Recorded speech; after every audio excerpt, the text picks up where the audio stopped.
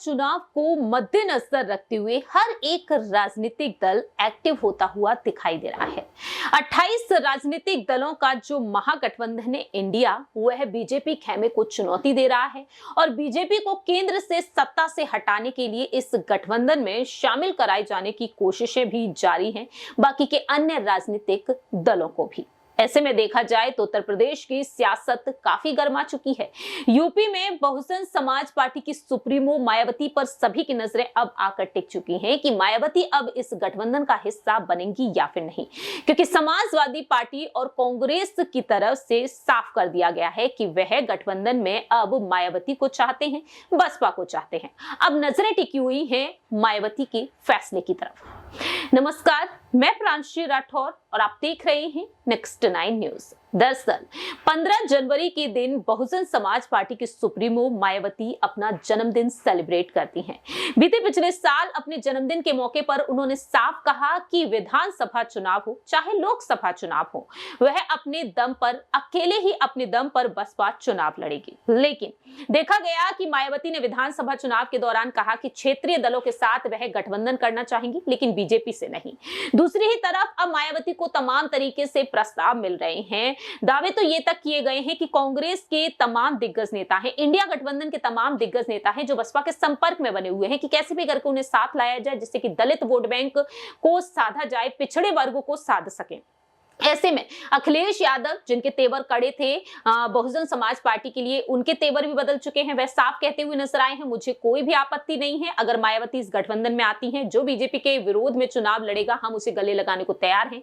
मायावती हमारी वरिष्ठ नेता हैं और हम उनका सम्मान करते हैं। बाकी के नेताओं को भी वह नसीहत देते हुए नजर आए कि मायावती जी के खिलाफ कोई भी टिप्पणी नहीं करेगा।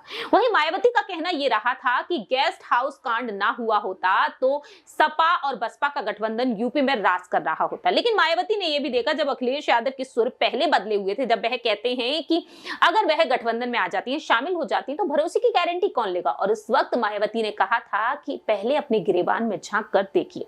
लेकिन अब सुर बदल चुके हैं। मायावती को लेकर यह माना जा रहा है कि वह 15 जनवरी को यह बड़ा ऐलान कर सकती हैं, क्योंकि अब देखा जाए तो सपा और कांग्रेस दोनों ही चाहते हैं कि बीजेपी को हराने के लिए मायावती इंडिया गठबंधन का हिस्सा बन जाए।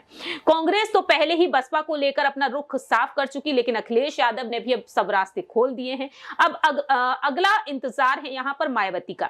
वहीं बसपा नेता भी ये चाहते हैं कि अगर पार्टी के अस्तित्व को बचाए रखना है तो इंडिया गठबंधन का हिस्सा बनना चाहिए। खबरों की माने तो अखिलेश यादव ने यूपी में सीट शेयरिंग का फॉर्मूला भी लगभग तैयार कर लिया है। इसमें बहुजन समाज पार्टी के सुप्रीमो के लिए, मायावती के लिए सीटें छोड़ दी गई हैं और इस फॉर्मूले के मुताबिक सामने आया है कि अगर बसपा गठबंधन में आती है तो सपा 35 सीटों पर, बसपा 30 सीटों पर, कांग्रेस 10 और रालोद को 5 सीटें दी जा सकती हैं।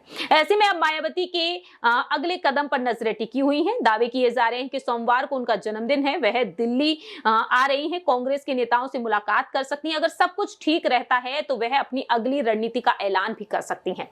अब देखना होगा कि अखिलेश की तरफ से जो बड़ा और खास प्लान देखा गया है, इसके तहत क्या वाकई में इस बड़ी शर्त के तहत मायावती इस पार्टी का, इस गठबंधन का हिस्सा बन जाएंगी। क्योंकि दावे तो ये तक किए गए हैं, बसपा सांसद मलूक नागर की तरफ से कहा कि कांग्रेस माफी मांगे और उन्हें प्रधानमंत्री पद की दावेदारी के लिए आगे कर दे। अब क्या वाकई में ऐसा होता हुआ नजर आएगा या फिर नहीं? फिलहाल इस खास रिपोर्ट में इतना ही। बाकी के तमाम अपडेट्स के लिए आप देखते रहिए नेक्स्ट 9 न्यूज।